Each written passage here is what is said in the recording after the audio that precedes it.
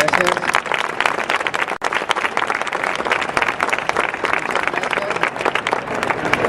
Muy contento de estar con ustedes. La última vez que hablé en el aire aquí en Madrid era hace 2 años, creo en el Parque del Retiro, invitado por la Comisión de Economía del 15M, y es realmente un placer estar con ustedes en estas circunstancias. Entonces, hablar rápidamente de la deuda para introducir un intercambio. Decir que no hay ninguna obligación para un Estado, no hay ninguna obligación absoluta en términos de pago de deuda. El pago de la deuda tiene que ser justificado por varios criterios.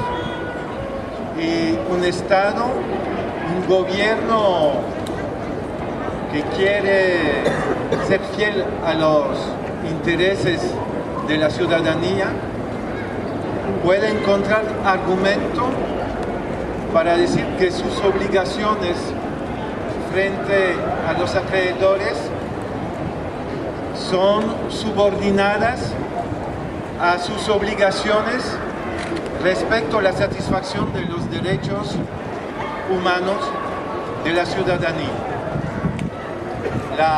Yo diría, el derecho internacional lo dice de manera clara, es una evolución de los 50 últimos años, es el resultado de elaboración de comisiones de Naciones Unidas sobre el derecho internacional, pero al mismo tiempo es claro que en la práctica sigue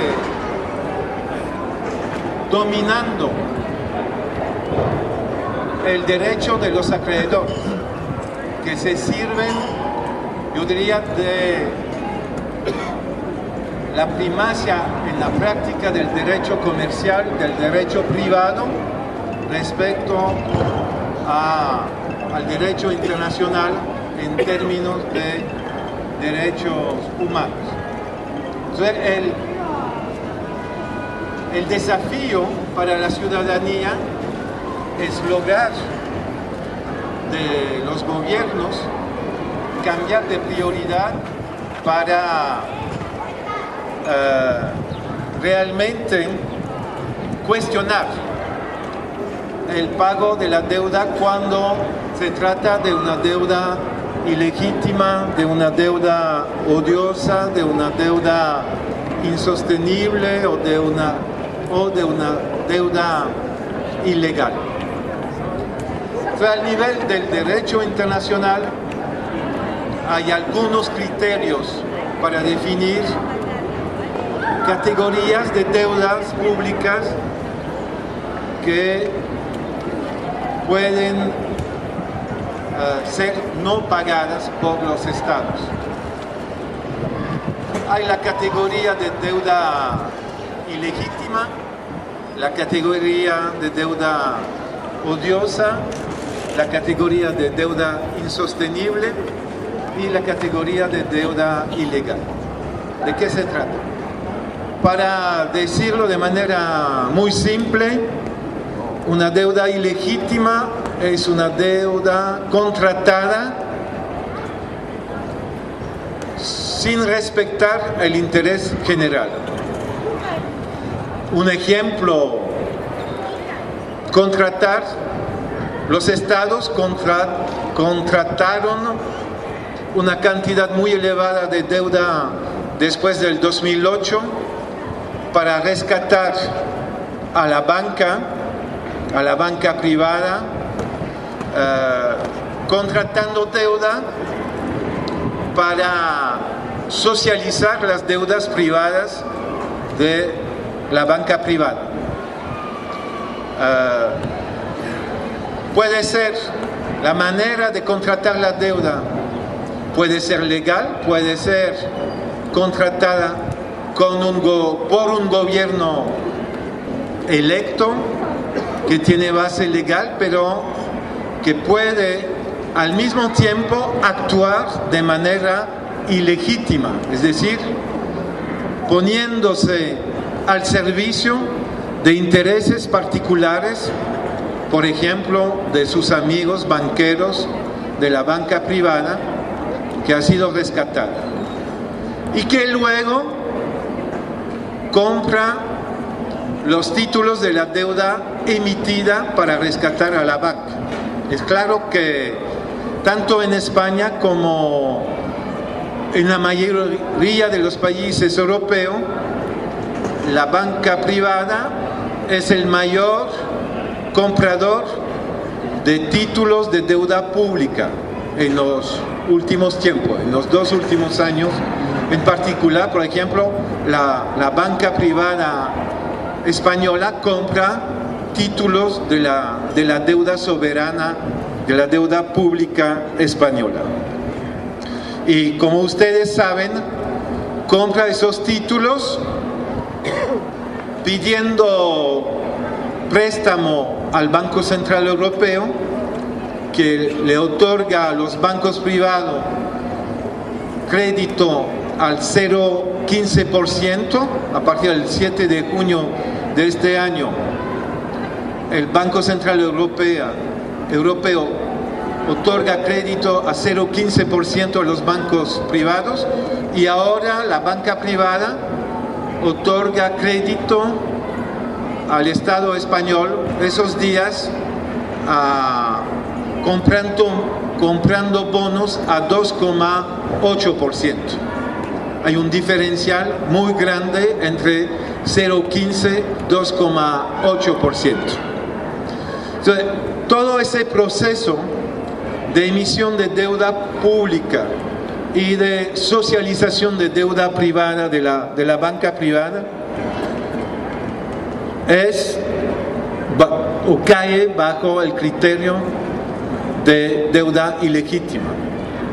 Hablando ahora de deuda odiosa.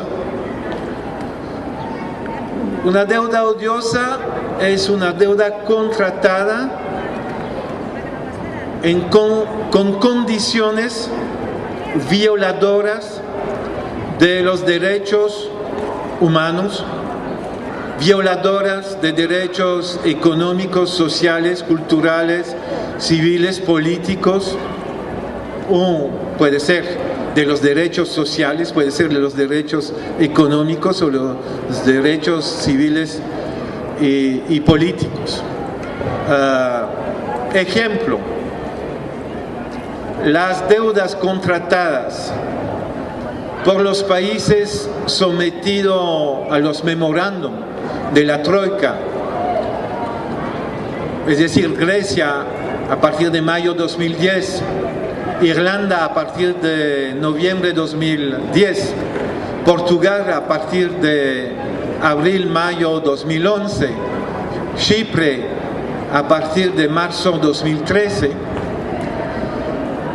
Los créditos de la Troika a esos países son sometidos a condiciones que violan de manera directa convenios colectivos, derechos laborales. Podríamos también extender a las políticas llevadas a cabo en España dentro del marco de los acuerdos entre España y el Mecanismo Europeo de Estabilidad Financiera. Podría ser también entonces una interpretación, tiene que debatirse dentro del marco de la auditoría ciudadana de la deuda para ver si en el caso español también podemos hablar de deuda odiosa. También a la categoría de deuda insostenible. Deuda insostenible se refiere al hecho siguiente: si el pago de la deuda hace imposible al Estado cumplir con sus deberes frente a la ciudadanía en términos de derechos elementales como el derecho a una salud pública de calidad, a una educación pública de calidad, al derecho a la paz, al derecho a ser protegido frente, por ejemplo, al fuego, es decir, los servicios de bomberos, etc.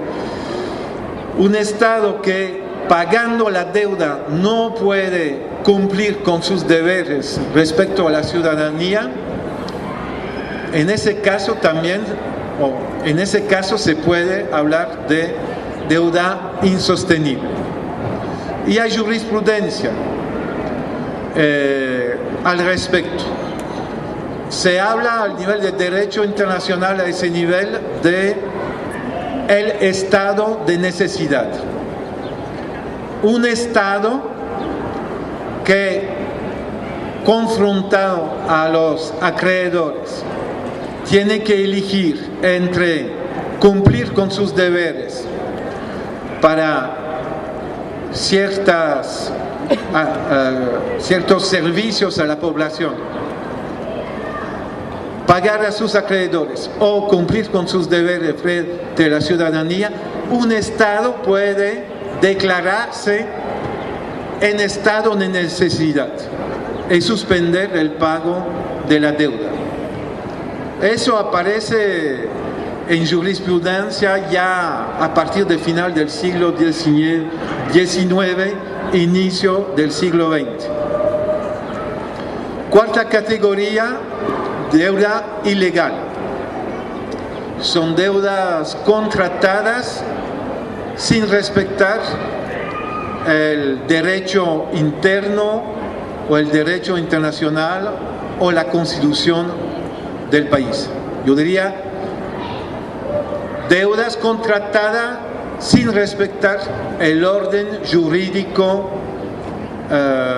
del país o a nivel internacional. Entonces se puede preguntar si un gobierno legal si se puede ocurrir que un gobierno ilegal contrate deuda ilegal. Y la respuesta es afirmativa. Hay gobiernos legales que contratan deuda de manera ilegal, por corrupción, o voy a dar el ejemplo de Grecia. En mayo de 2010 no se respetó la constitución griega cuando la Troika exigió una aprobación en bloco del memorándum impuesto por la Troika, cuando la constitución griega dice que todas leyes que tienen implicación presupuestaria tienen que ser deliberadas por el Parlamento griego. Y el Parlamento griego no pudo deliberar, no hubo posibilidad de hacer enmiendas al memorándum, había que aceptarlo o rechazarlo. Entonces la deuda contratada por Grecia respecto a la Troika a ese nivel es una deuda ilegal. También refiriéndose a esa deuda de Grecia de mayo 2010, en mayo 2010 una parte de la deuda contratada por Grecia ha sido una deuda contratada con los estados de la Unión Europea. El Estado español otorgó crédito a Grecia a partir de mayo 2010. Mi país, Bélgica, otorgó crédito a Grecia a una tasa de 5,5%. Eran préstamos bilaterales de estados de la Unión Europea a Grecia que son ilegales. Son ilegales en virtud de los tratados de Maastricht y de Lisboa.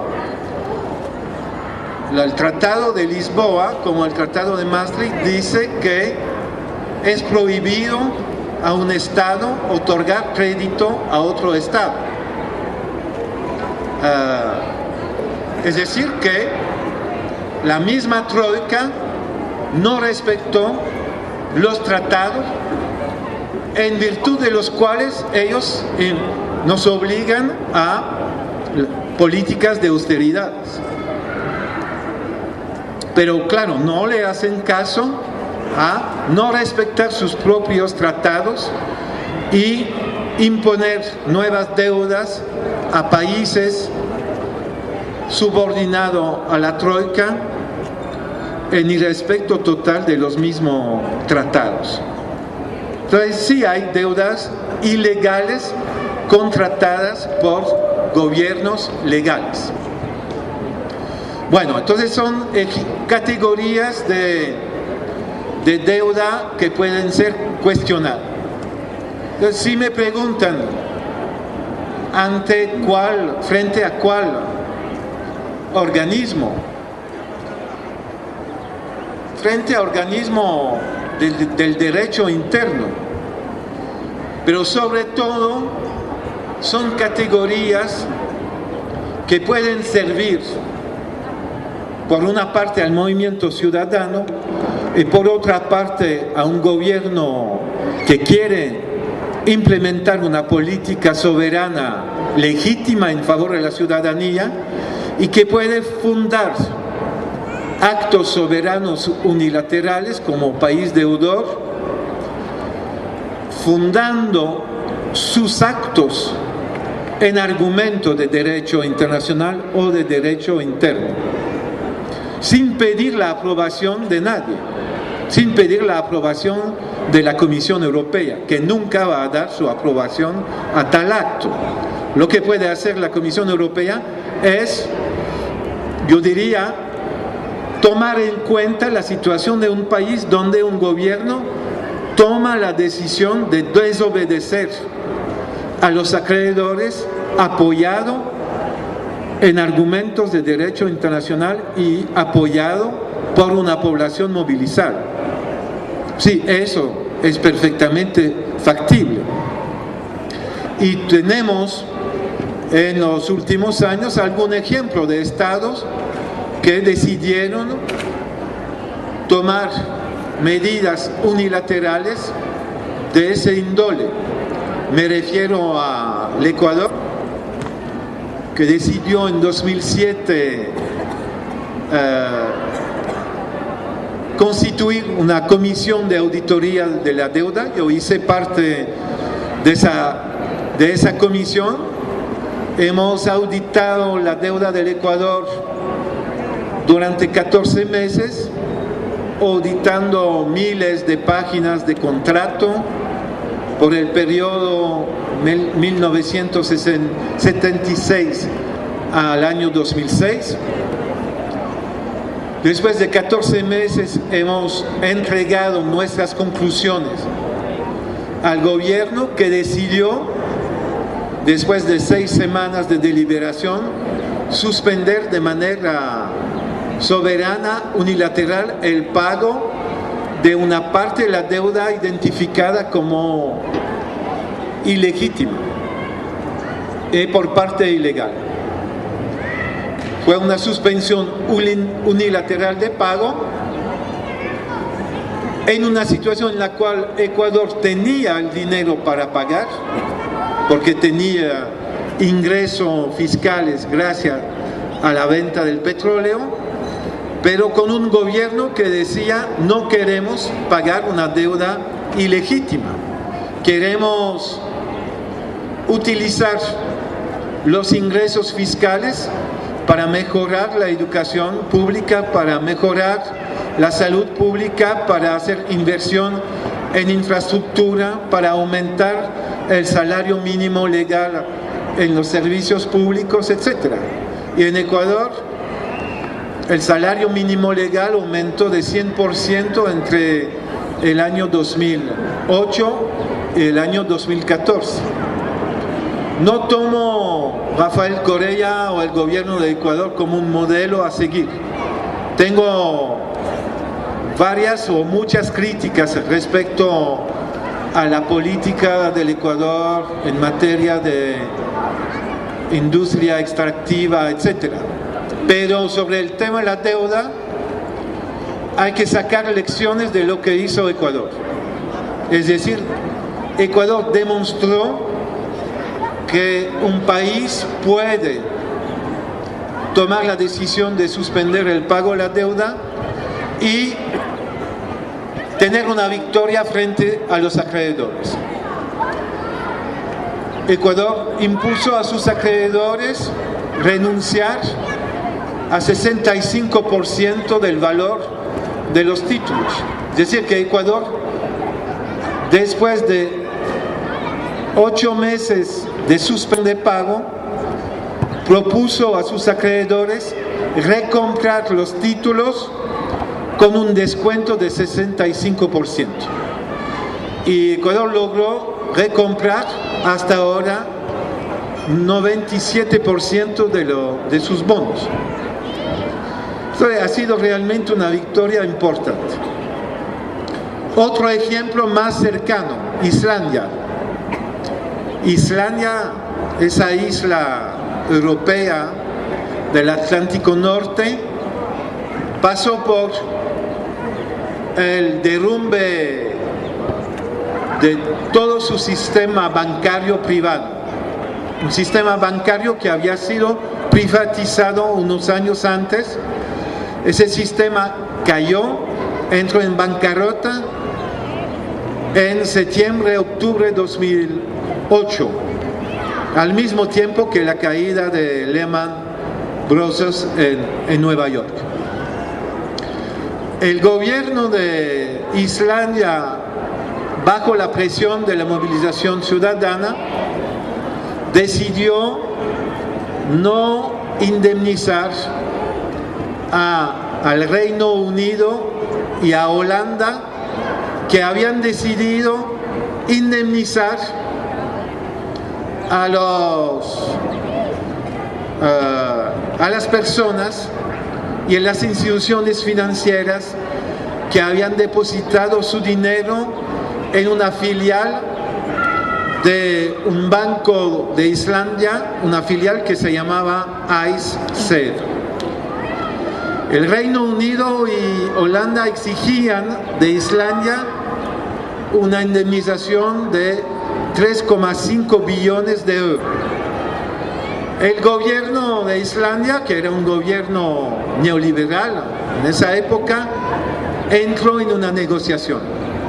Pero la población movilizada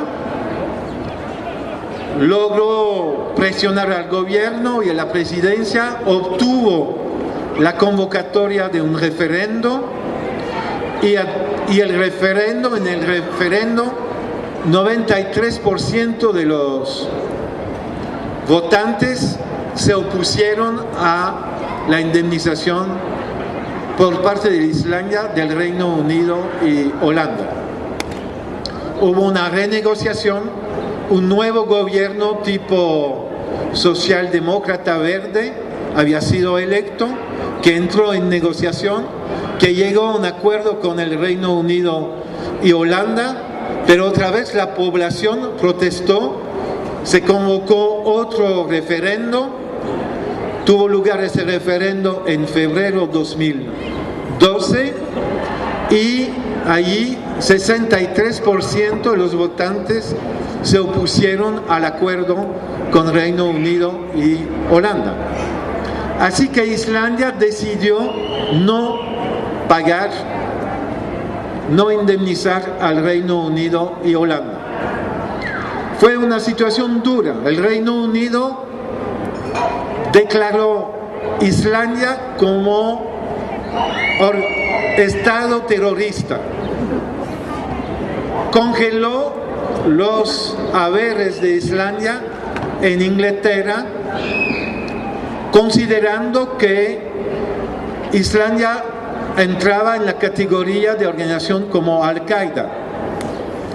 Pero finalmente, frente a la actitud soberana de Islandia, el Reino Unido retiró esa decisión y decidió plantear el tema frente al tribunal de la zona de libre intercambio de la cual Islandia hace parte. Es una zona de intercambio entre 4 países: Noruega, el Principado de Andorra, Suiza e Islandia. Y el tribunal, que se llama EFTA, dio su sentencia en enero 2013, dando la razón a Islandia en contra del Reino Unido y de Holanda, con el argumento siguiente. La sentencia dice: no hay una obligación de parte de un Estado de asumir las deudas privadas de un banco privado. No hay ninguna obligación de rescate. Un Estado puede decidir no indemnizar a los que depositaron dinero en la banca privada. Es decir, el Estado, y es lo que hizo Islandia. Islandia puso en bancarrota estos bancos, indemnizó a los residentes en Islandia y transformó la banca en instituciones públicas, organizando la venta de los activos de los antiguos bancos privados. Todo un proceso de bancarrota que permitió no aumentar la deuda pública de Islandia. Bueno, es la demostración que un Estado puede, de manera soberana, contra incluso acreedores potentes como Reino Unido y Holanda, declarar el impago de una deuda, sin ser sometido ni siquiera a represalias internacionales. Es importante también decir que Islandia mantiene un control total sobre movimientos de capital, y entonces logró mantener al interior del país capitales que si no se habrían fugado. Entonces la gente dice en general, pero es imposible controlar los flujos de capital. No hay más frontera dentro de la Unión Europea, entonces los capitales pueden irse del país sin ningún control. Es falso, porque los capitales no se van en maletas con 100.000 euros, no, se van por transferencia bancaria. Y un gobierno puede decir a la banca en su país, sea banca extranjera o banca nacional, decir: señores, ustedes no pueden transferir dinero hacia el exterior sin pedir autorización de transferencia, tiene que ser justificado.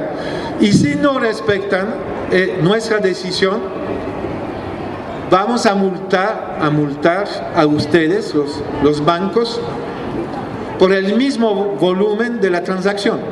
Ustedes transfirieron 1 millón de euros, le multamos de 1 millón de euros. Tienen que pagarnos esto y tienen que ingresar al Tesoro Público para implementar políticas legítimas. Es decir que los medios de comunicación, los gobernantes, los dirigentes políticos que nos dicen que no hay realmente posibilidad por parte de gobiernos en Europa de tomar decisiones soberanas, mienten.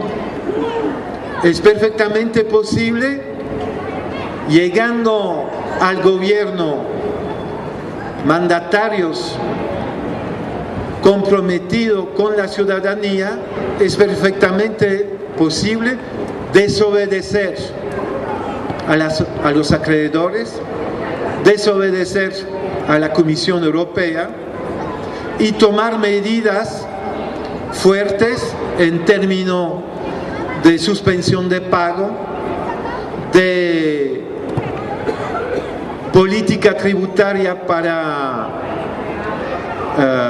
imponer impuestos sobre el porciento el más rico de la población y hasta los 10% más ricos.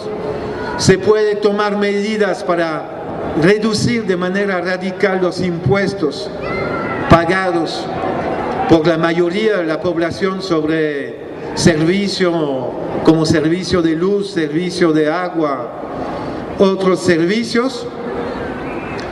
Se puede tomar medidas de control de capital, se puede tomar medidas de socialización de la banca. Son medidas perfectamente realizables por gobiernos electos democráticamente en Europa.